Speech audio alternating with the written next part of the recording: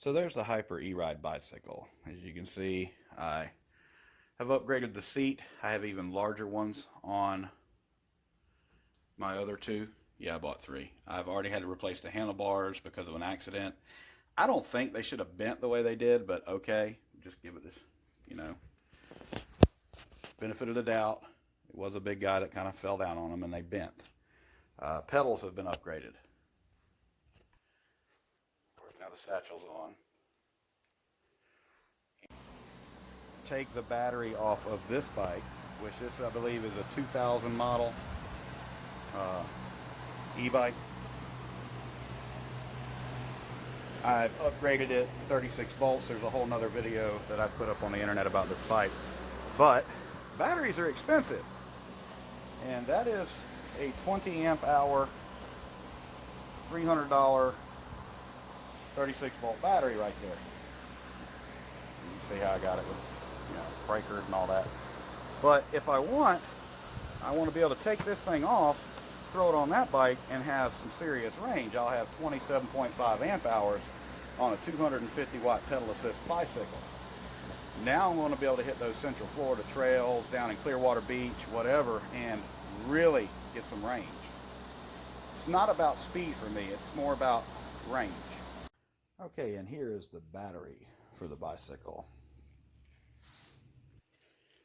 It's right there, 281 watt hours, 7,800 milliamps, you know.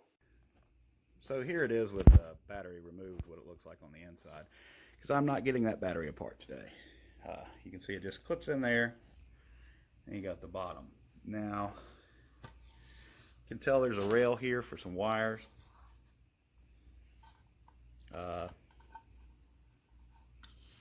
going to see if I can get these covers off, even though they look like the same. As soon as you touch them, they're going to strip screws, as I just tried to take off the battery. Matter of fact, look at this. I've never touched this. They stripped the screws out themselves, putting it together, because they put them in crooked. Look at that. I did not do that. This is the first time I've ever actually paid attention close enough to even look at it. Now this came pre-assembled this way. Wow. That's some half-assing to another level there. Yeah. This bike has basically been sabotaged from anyone working on it. Let me show you why. See, let's see if it's even in there. I had to drill out, yeah, the head on that one. Focus, focus. Yeah, I pretty much drilled that one out. Had to drill one out here. These screws will come halfway out, and then strip. Now this is the controller.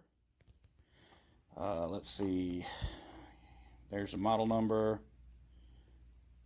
Trying to hold the camera still anyway. And you know that's how much power it pulls. Low voltage protection kicks in at 30. Okay, that's why the red light stays on so low. Rated current 7.8 amps. Maximum current of 13. So not too much wattage.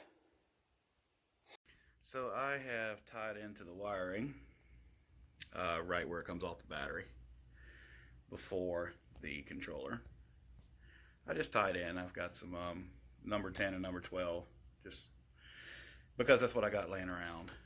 And I made a homemade fuse out of a car fuse, put a 25 amp in there. Yes, I know 12 technically is supposed to only go to 20 amps, but it'll go 25 before it catches fire. So now to just wire it, run it through, went down underneath the bicycle where the rest of the wires come out, and I'm going to come back up the back. There's a 6-speed sticker, not on the outside of the bike, it's on the interior. Wouldn't it make sense if it was on the outside? Okay. So I added these extra wires here. They come up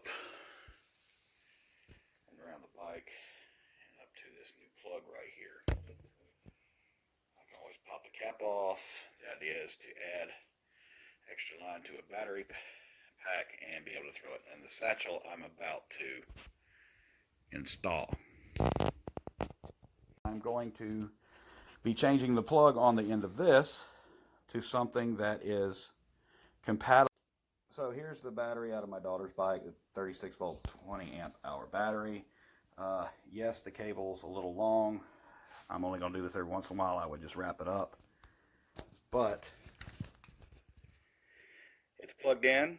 Everything's good, nice and tight. As you can see, it's working. So let's see what happens when you turn both batteries on. Nothing.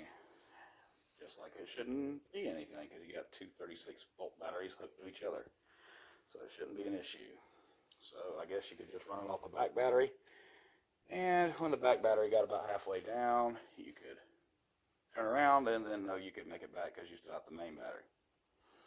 But alright, there it is. I'm done. I've done spent way too much time on this thing. And that's my cheesy upgrade of a $398 Walmart Hyper e-bike.